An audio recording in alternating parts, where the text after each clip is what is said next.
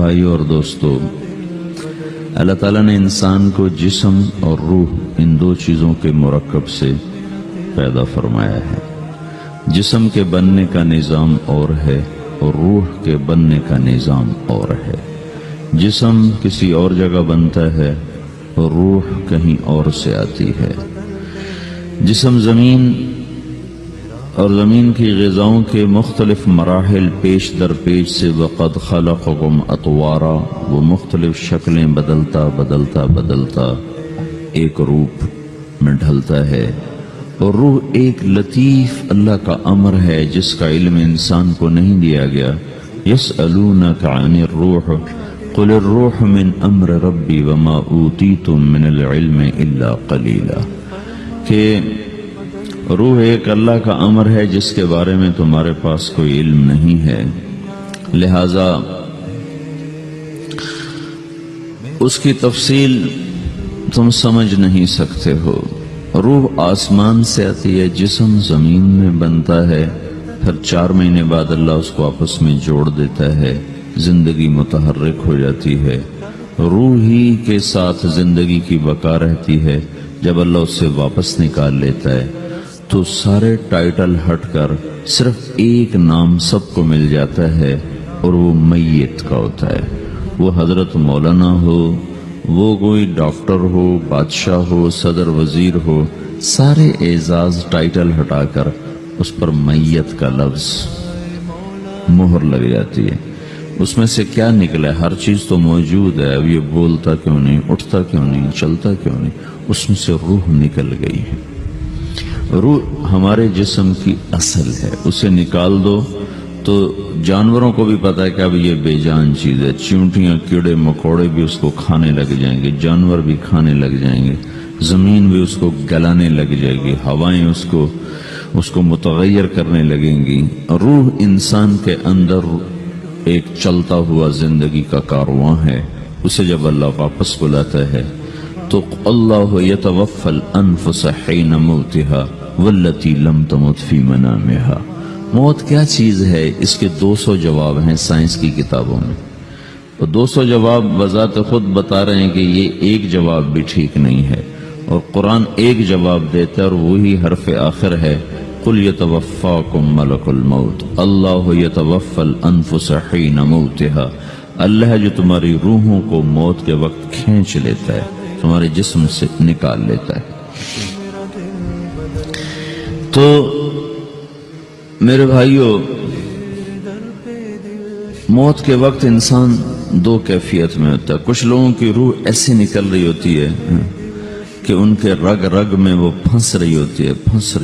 وَلَوْ تَرَى اِذْ يَتَوَفَّى الَّذِينَ كَفَرُوا الْمَلَائِكَةُ يَضْرِبُونَ وُجُوهَهُمْ وَأَدْبَارَهُمْ، کاش تم دیکھ سکتے وہ منظر جب اللہ کے فرشتے نافرمانوں کی روح کو نکال رہے ہوتے ہیں تو ان کے منہ پہ بھی مارتے ہیں، ان کی کمر پر بھی مارتے ہیں۔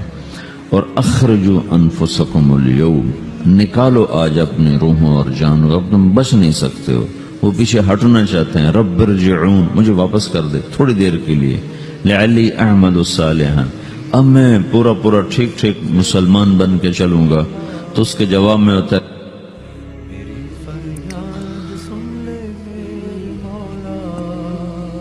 اور حدیث پاک میں آتا ہے کہ ملک الموت اترتا ہے، اس کے ساتھ 4 فرشتے ہوتے ہیں، وہ 4 فرشتے آتے اس کی پٹائی شروع کر دیتے ہیں۔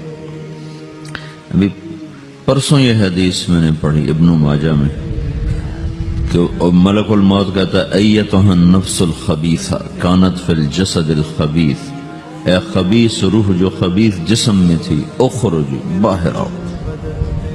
اب وہ واپس تو ہو نہیں سکتا، اپنے آپ کو روک تو سکتا نہیں، تو وہ حیران پریشان خوف زدہ، تو اس کے جواب میں اس کو ملک الموت کہتا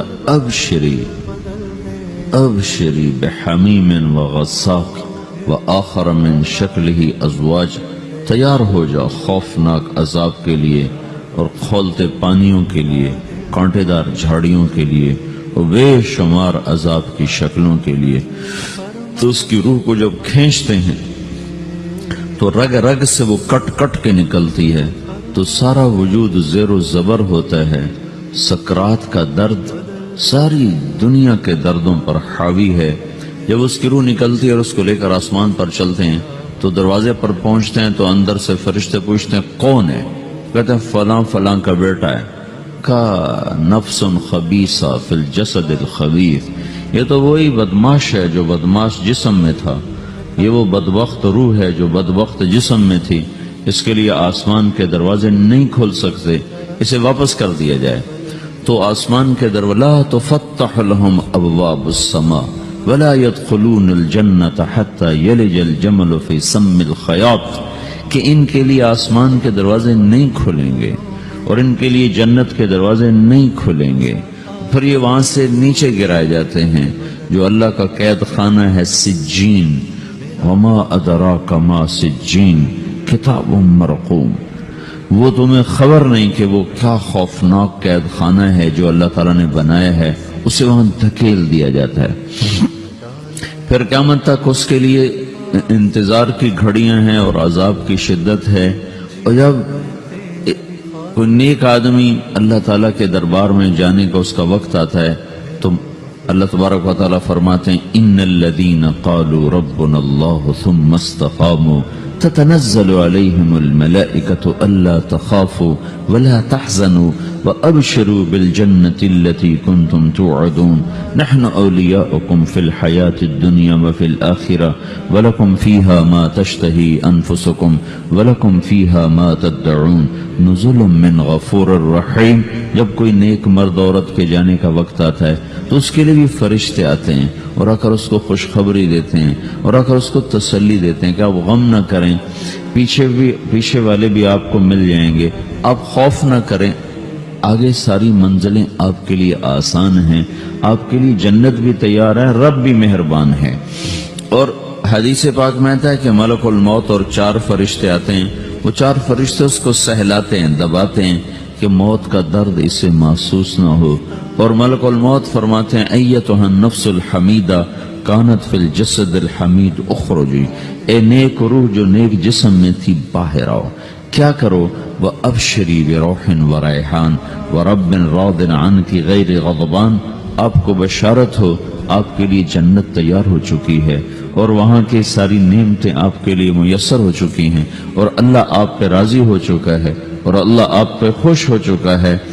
اس پر اس کی روح کو نکالا جاتا ہے، پھر سارے فرشتے اس کو استقبال کے ساتھ جب آسمان پر لے جاتے ہیں تو اندر سے پوچھتے ہیں کون ہے؟ کہ فلاں فلاں کا بیٹا، فلاں فلاں کی بیٹی۔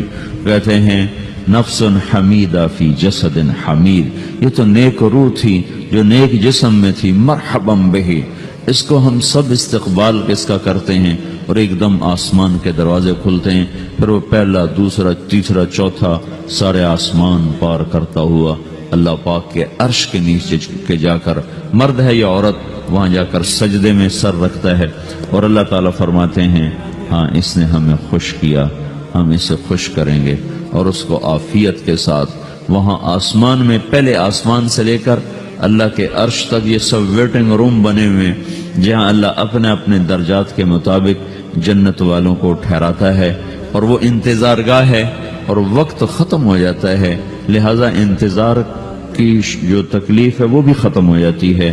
وقت ختم تو انتظار کا احساس ختم اور ٹائم کے گزرنے کا احساس ختم۔ تو جیسے اصحاب کہف کو اللہ نے غار میں داخل کر کے تو غار کے اندر سے وقت کو نکال کے باہر پھینک دیا، باہر 300 سال گزرے، اندر آدھا ہی دن گزرا تھا۔ وہ جب اٹھے ہیں تو وہ 25 برس کا نوجوان 325 سال کا ہو کے نہیں اٹھا، وہ 25 سال کی عمر میں اٹھا ہے، نہ ناخن بڑا ہے، نہ مونچھیں بڑی ہیں، نہ ان کی داڑیاں لمبی ہوئی ہیں، چونکہ تو زندہ تھے، مر نہیں گئے تھے، تو زندہ کے تو بال بھی بڑھتے ہیں، ناخن بھی بڑھتے ہیں، لیکن وہ اس طرح اٹھے کہ 300 برس گزر گئے اور 25 برس کا نوجوان 25 سال کی عمر میں اٹھا ہے، 20 برس کا 20 برس کی عمر میں اٹھا ہے، اور وہ کہنے لگے کم لبثنا، بھائی کتنا ٹھہرے ہیں؟ کہ یومن او بعض یومن، لگتا ہے کوئی دن آدھا دن ٹھہرے ہیں۔ وہ صحیح کہہ رہے تھے، باہر اللہ تعالیٰ نے وقت کی گھڑی کو چلائے رکھا اور اندر غار میں اس کو سوئچ آف کر دیا، نکال دیا، یہاں وقت کو داخل نہیں ہونے دیا، تو وقت کے گزرنے سے جو بھی اثرات مرتب ہوتے ہیں وہ ان پر مرتب نہیں ہوئے، تو وہ آدھے ہی دن کے بعد اٹھے ہیں، باہر 300 سال، اندر آدھا دن. یہی کچھ اللہ تبارک و تعالی برزخ میں کر دیتا ہے، وقت کو ختم کر دیتا ہے، گزرنے کا احساس نہیں ہوتا ہے. تو اس طرح میرے عزیزو، یہ دو موتیں ہر انسان دیکھتا ہے. جب وہ جنت کے فرشتوں کا استقبال دیکھتا ہے یا جہنم کے فرشتوں کی مار اور پٹائی کو سہتا ہے. رابعہ بصری رحمت اللہ علیہ کا انتقال ہونے لگا تو انہوں نے رات کو فوت ہوئی تو انہوں نے اپنی خادمہ کو بلا کے فرمایا کہ کسی کو بتانا نہیں، جب میں مر جاؤں تو پڑوس میں 2-4 کو بلا کر نا میرا جنازہ پڑھوا دینا، اور جس کرتے میں تہجد پڑھتی تھی وہی میرا کفن بنا دینا، اور صبح بے شک لوگوں کو بتا دینا میرے مرنے کے بعد میری میت کو رکھنا نہیں، فوراً دبا دینا. تو جب ان کا انتقال ہوا تو انہوں نے پڑوس کے 2-4-10-20 آدمی بلائے اور ان کو تدفین تجہیز سب کچھ ہو گئی. صبح شور مچا کہ وہ رابعہ بصری کا انتقال ہو گیا. تو اگلے دن وہ خواب میں اس خادمہ کو ملی اور کہا بیٹی تیری بڑی مہربانی، تو نے میری وصیت کے مطابق عمل کیا. اس نے دیکھا کہ انہوں نے ایک خوبصورت سبز لباس پہنا ہوا ہے. تو وہ فرمانے لگی، انہوں نے سوال کیا کہ آپ کے ساتھ قبر میں کیا ہوا؟ تو وہ کہنے لگی کہ میرے پاس منکر نکیر آئے تھے اور مجھ سے کہنے لگے من رب کی، تیرا رب کون ہے؟ تو میں نے کہا سبحان اللہ، 40 برس جس کو میں نہ بھولا سکی اس کو 4 ہاتھ زمین میں آ کے میں بھول جاؤں گی. ان کا 42 برس کی عمر میں انتقال ہوا. تو وہ کہنے لگے سبحان اللہ، جس کو میں 40 برس نہ بھولا سکی میں اسے 4 ہاتھ زمین کے اندر آ کے بھول جاؤں گی. تو منکر نکیر کہنے لگے اس کا کیا حساب لینا؟ پھر انہوں نے پوچھا کہ وہ آپ کا وہ کرتا کہاں گیا تہجد والا جس میں آپ کو کفن دیا تھا؟ کہ وہ اللہ نے مجھ سے لے لیا ہے اور میرے اعمال کے خزانے میں رکھ دیا ہے. قیامت کے دن میرا وہ کرتا بھی میرے ترازو میں تولا جائے گا اور مجھے یہ لباس پہنایا ہے جو جنت کا لباس ہے. یہ بھی ایک موت ہے. اس طرح بھی لوگ مرتے ہیں. اور دوسری بھی ایک موت ہے. ہمارے علاقے کی بتا رہا ہوں، اپنے علاقے کی. ایک زمیندار مر گیا، اس کی قبر کھودی، ساری بچھوؤں سے بھری ہوئی، ایسے جیسے چیونٹیاں پھر رہی ہوتی. تو انہوں نے وہ بند کر کے دوسری کھودی، ساری بچھوؤں سے بھری ہوئی. پھر وہ بند کر کے تیسری کھودی، ساری بچھوؤں سے بھری ہوئی. قبرستان میں اتنے بچھو کہاں سے آ گئے؟